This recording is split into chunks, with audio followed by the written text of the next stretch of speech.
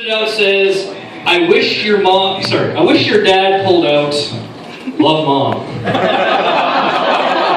I'm pretty sure my dad would have written the same thing, but he's dead. And after the next 15 minutes, you're probably going to wish I was too, so speaking of poor choices, I actually got an English degree a few years ago, and I did that great plan where you go for 5 years and pay the government back for 10. And I was getting really depressed, right? I was like, fuck, am I going to pay this off? Got to work jobs, I don't really want to for a while. And I'm like, I don't know the rest of you, but when I get depressed, I go back and listen to old mix CDs. And fucking DMX came on. John White listens to DMX? No shit. But I was like, you know what, I'm already depressed. Let's see how much money DMX has. Does anyone know how much DMX has, by the way? His net worth is negative $10 million now. I'm like, I'm fucking more baller than DMX? Fucking 20-year-old John White working at Rogers Video's more baller than DMX.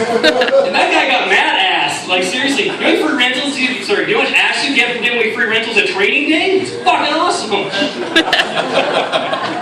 Speaking of depressed, my fiance recently actually got diagnosed with depression. Well, not recently. It's been about a year, but the bitch still hasn't gotten over it yet. And I mean, I don't think she's really depressed, or it's just an excuse for her to stay at home all day, watch Netflix, and pop pills like Skittles. So it's gonna get darker. Spoiler alert. So when she's not neglecting her chores, though, what she also does is I can call it the sadness cake. And what she does is she goes to the store, buys a beautiful pre-made cake, then just fucking loads it with like M&M's, licorice, Prozac, and it just fucking dives right on in. And she's crying because she's not using utensils or a plate, just hammering that cake in. And she just finally powers down, tuckers out, and passes out. Now you think, John, that must be really hard to deal with. Well, it is, but I get laid a lot more now, so.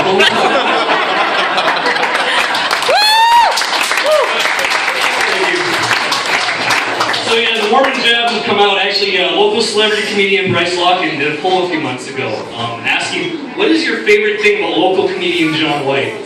And the second most popular answer was, who? But the first most popular answer was propensity to offend Mormons. And so I do not apologize for the next fucking 7 minutes. Because yeah, actually I was Mormon, but I was Mormon the same way you'd be a member of Columbia House.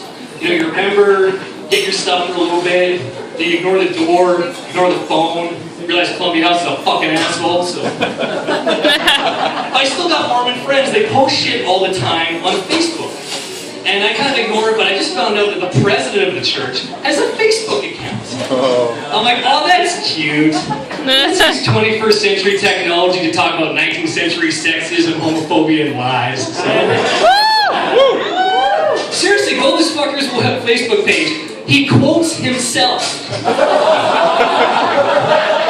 The first thing I saw was like an inspirational photo, and it says, if God speaks and a man listens, that man is never wrong. Thomas S. Monson. Nice. So, okay, first of all, he quotes himself. Who the fuck does he think he is? Kanye? Well, Kanye doesn't even quote himself.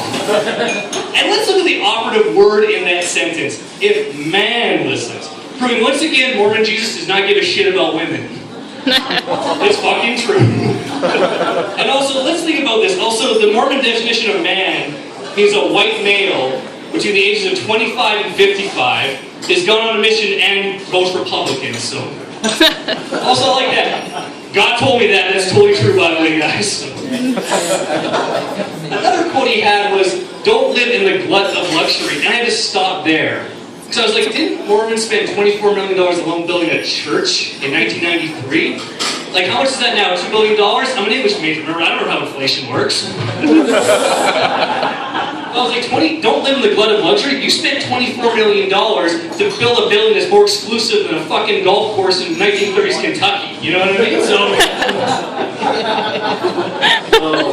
yeah, I used to be Mormon, and I actually got confronted a few months ago, actually, by some missionaries that were walking around. And they like to give away cards. Has anyone got one of these cards yet, by the way? Yep. Yeah. Isn't that great? The first thing it says on there is, I'm Mormon. And of course your first reaction is, I'm sorry to hear that. And there's 3 photos. They have a guy from the Philippines, a kid on a skateboard, and then a woman smiling. I'm going to translate what that means for you all tonight. Guy from the Philippines, we're not that racist anymore. Kid on a skateboard. A guy from that thinks it's still cool to skateboard did the marketing for this thing, but he's wearing a helmet, so he's still cool and keeping it safe. And it's not on a Sunday, so Mormon Jesus is okay with it. And then the woman at the bottom is, it's cool to give up your rights. So. On a couple of the cars, they substituted it, though. They got rid of the kid on the skateboard and they put a kid with Down syndrome in there. And I was like, well, that makes sense. You can't be fucking retarded to believe this shit. I'm kidding. Even if you have Down syndrome, I still have to fall for that bullshit. But when they're like, oh, you know what, you should check out the website. I know all about it. Do you? I used to be Mormon. They're like, used to be? I don't understand. Because they teach you in Mormons if you leave the church, bad things will happen to you. But they forget that celebrities used to be Mormon. Like, for example, Liza Dushku, you all know who she is, right? Yep. Faith from Buffy, Dollhouse, True Calling, she's doing well for herself, right? Aaron Eckhart, he used to be Mormon. He was fucking Two-Face in Batman, right? Paul Walker, okay, Paul Walker's a bad example, so...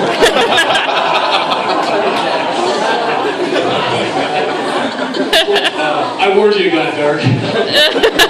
But then I thought, like, what would it take for me to get back into Mormonism? And I thought, like, it would actually take divine intervention. Jesus himself would have to show up. And here's how it would go down. I'd be in my apartment writing shitty jokes. Jesus would appear, he'd be like, hey, it's me. Jesus might prove it. He's like, all right. So he'd leave, come back 3 days later. That's the high intellectual part of the joke. He'd come back 3 days later and go, all right, John, we really need you back. We miss you. Let's go through the Book of Mormon, try and win you back. He'd be like, okay. See, we help the children. I'm like, yeah, but you kind of curse all your enemies with dark skin. That's kind of racist. He's like, fuck, you're right. Okay. Let's work here. We're healing the sick. Yeah, but you're taking away all these women's rights. That's not cool, Jesus. Oh, you're right. Well, here, Jesus, you can't use the currency of helping people be an asshole to others. That's just not how it works. He's like, okay, you're right. Fuck it. Johnny, come back, I'll suck your dick. Really? He's like, yeah, straight up, man, we really need the numbers right now. So I'm like, oh, okay. So he dropped his rope down and get on his knees, and I put myself inside of him. And he just goes to town. He's got that tradesman carpenter wrist, he's got a great grip. Adding more to the sensation. I'm hitting the back of his throat, but he's not getting because he's used to suffering for the sins of the world. His long hair gives you something good to grip, and he totally conditions. And of course he's going to swallow, because that's the kind of guy Jesus is, right? And he would stand up, his beard would look like a soup strainer filled with my unborn children. And we'd go to shake hands, and I'd be like, wait a minute, Jesus. Isn't homosexuality a sin in the Mormon religion? Fuck!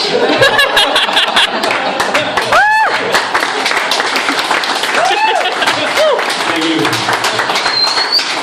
That's bullshit. Two guys can't share a moment like that in the school of Mormons, right?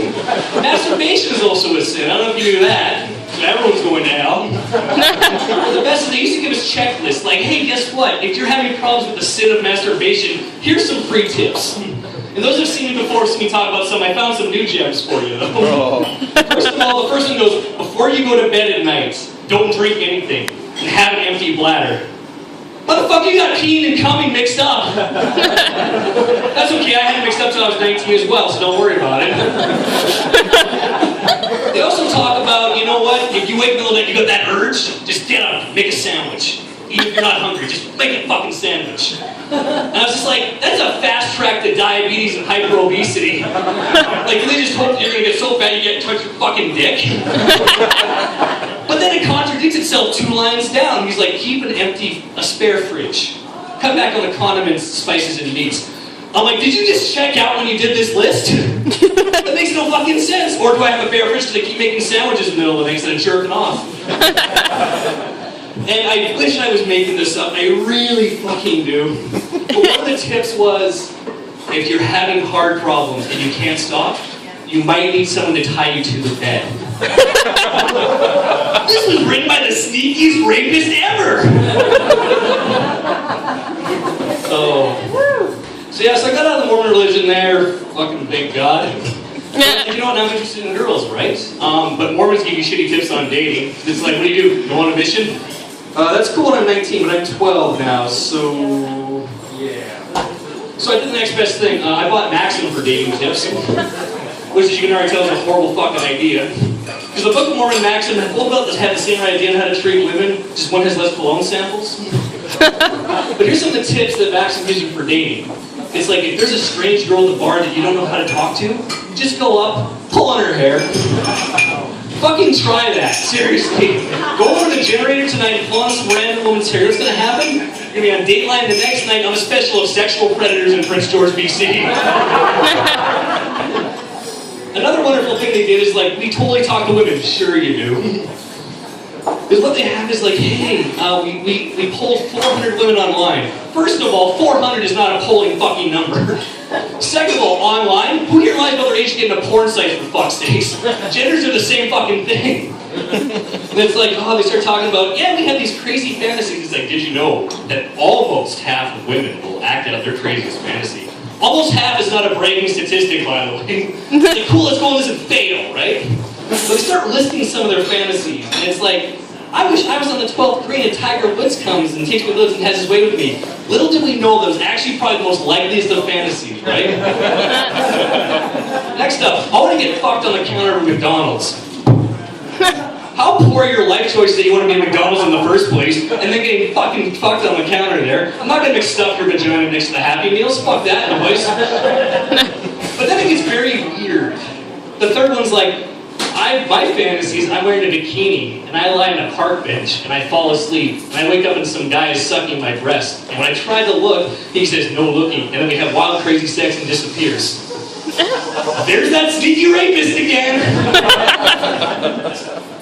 Oh, and then they're talking about like sexual fantasies, and it was like, how many percentage of people, women would do this? It's like, receive oral sex, 98%. Give oral sex, 97%. First of all, oral sex is not a fantasy, it's a fucking part of foreplay now. Like, are you interviewing fucking high schoolers? Like, I don't get it. And I'm like, also, wait a minute, 90% are willing to receive, but only 97% are willing to give? That's the 1% we need to worry about. You know what I call a woman I'm dating who doesn't reciprocate oral sex? An ex-girlfriend. You know how long that relationship lasts? To the end of the word no. But the best part is Maxim and Cosmo got together to discuss the rules of relationships.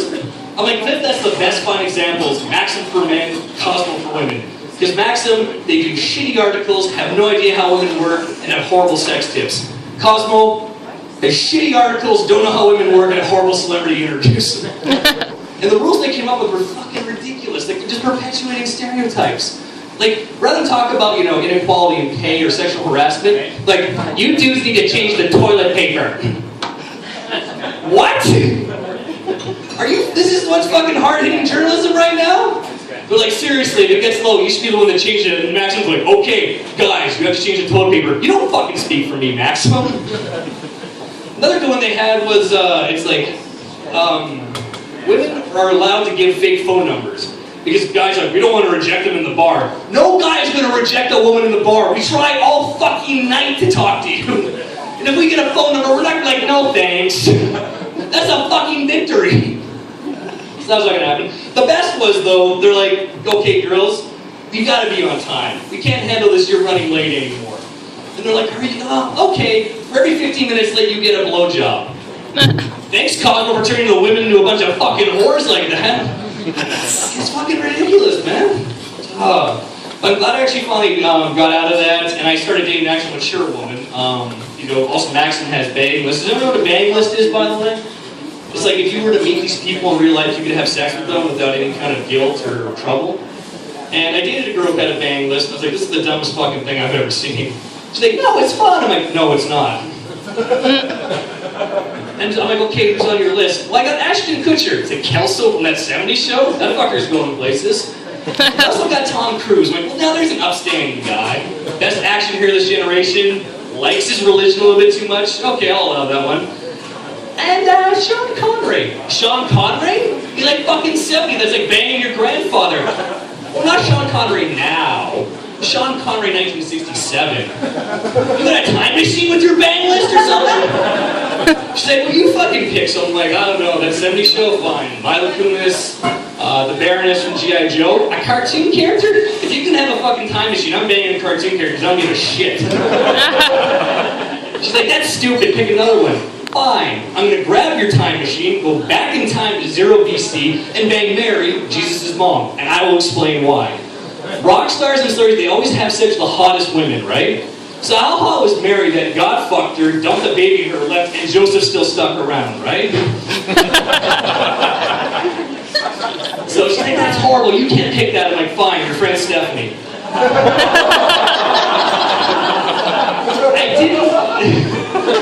I didn't know you were supposed to pick celebrities you would never meet. So she got really upset and broke up with me. But that's okay though. I mean, a week later I met up with Stephanie, I could cross her name off that list. She let me go over her time machine and back and fuck Mary.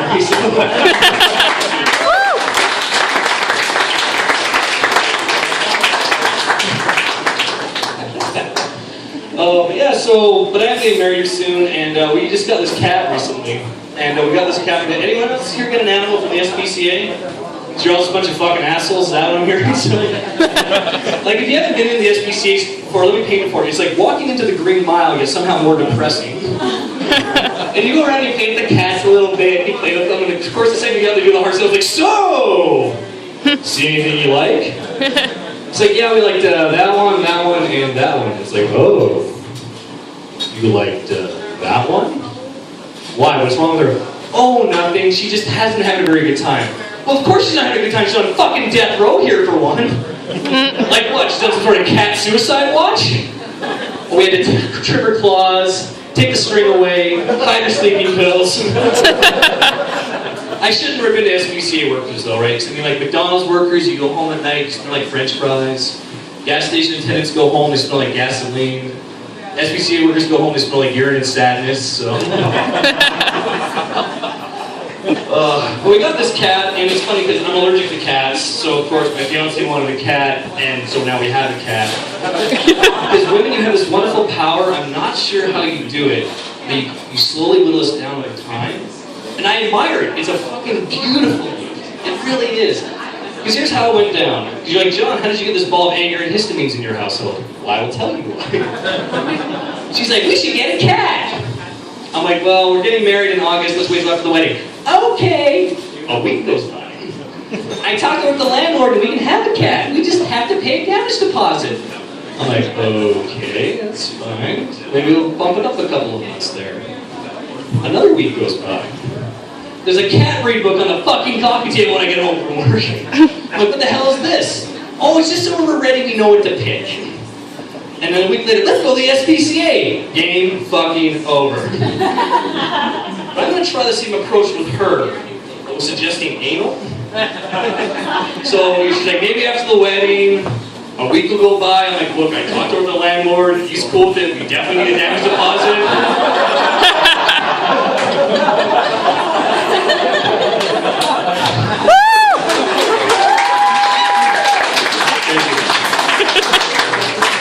Another week will go by, there'll be a porno magazine and lubricant on the coffee table. But when she's finally broken down, she'll wear that strap on for me. So.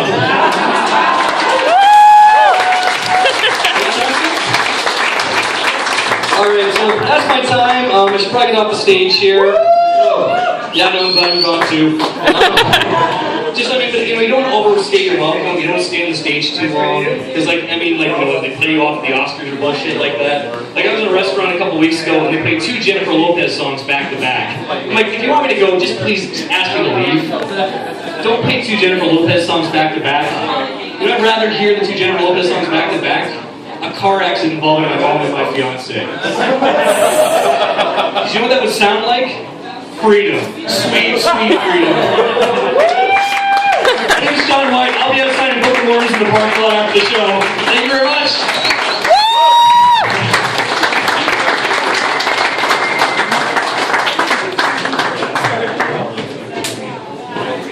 John